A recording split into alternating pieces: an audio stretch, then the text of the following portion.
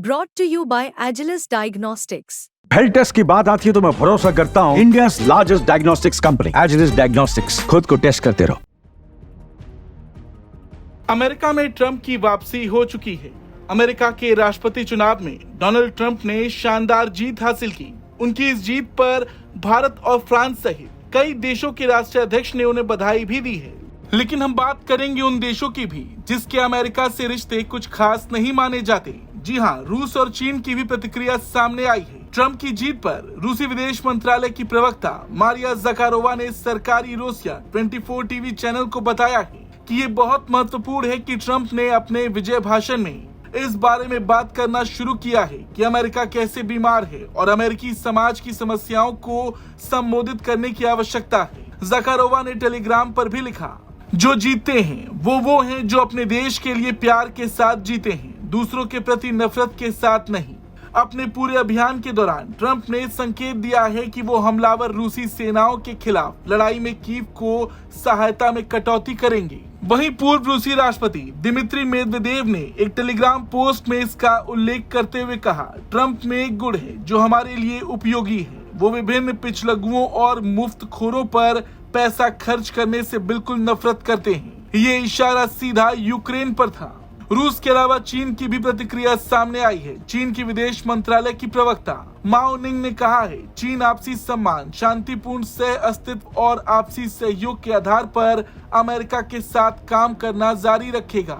ये बात चीन की ओर से ट्रंप के जीतने के कुछ ही समय पहले कही गई है। चीन के अलावा ईरान की प्रतिक्रिया भी सामने आई है। ईरान ने अमेरिकी राष्ट्रपति चुनाव परिणामों के महत्व को कम करते हुए कहा कि इससे कोई फर्क नहीं पड़ता कि अगला अमेरिकी राष्ट्रपति कौन बनता है। तेहरान में पत्रकारों को संबोधित करते हुए सरकार के प्रवक्ता फतेह मोहजेरानी ने कहा कि सामान्य नीतियां अपरिवर्तित रहेंगी। इसके साथ साथ यूक्रेन के राष्ट्रपति जेलेंस्की ने भी ट्रंप को जीत की बधाई दी। जेलेंस्की ने सोशल मीडिया प्लेटफॉर्म एक्स पर लिखा है, आपको इस प्रभावशाली चुनावी जीत पर बधाई। मुझे सितंबर में राष्ट्रपति ट्रंप के साथ हमारी शानदार मुलाकात याद है, जब हमने यूक्रेन अमेरिका मुद्दे पर विस्तार से चर्चा की थी। रणनीतिक साझेदारी, विजय योजना और यूक्रेन के खिलाफ रूसी आक्रामकता को समाप्त करने के तरीके। मैं वैश्विक मामलों में शक्ति के माध्यम से शांति दृष्टिकोण के प्रति राष्ट्रपति ट्रंप की प्रतिबद्धता की सराहना करता हूं। ये बिल्कुल वही सिद्धांत हैं जो व्यवहारिक रूप से यूक्रेन में शांति को करीब ला सकते हैं। मुझे उम्मीद है कि हम मिलकर इसे क्रियान्वित करेंगे।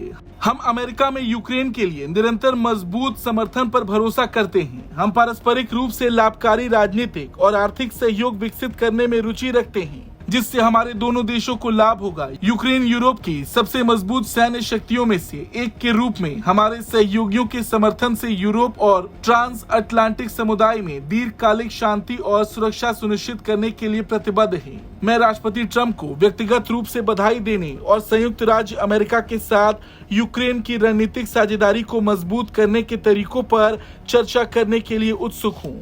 यूक्रेन के अलावा इजराइल के प्रधानमंत्री नेतन्याहू ने भी ट्रंप की इस शानदार जीत पर उनको बधाई दी है।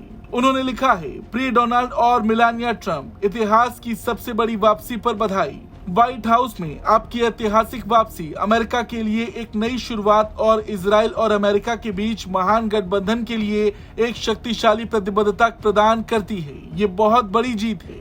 सच्ची दोस्ती में तुम्हारा बेंजामिन और सारा नेतन्याहू।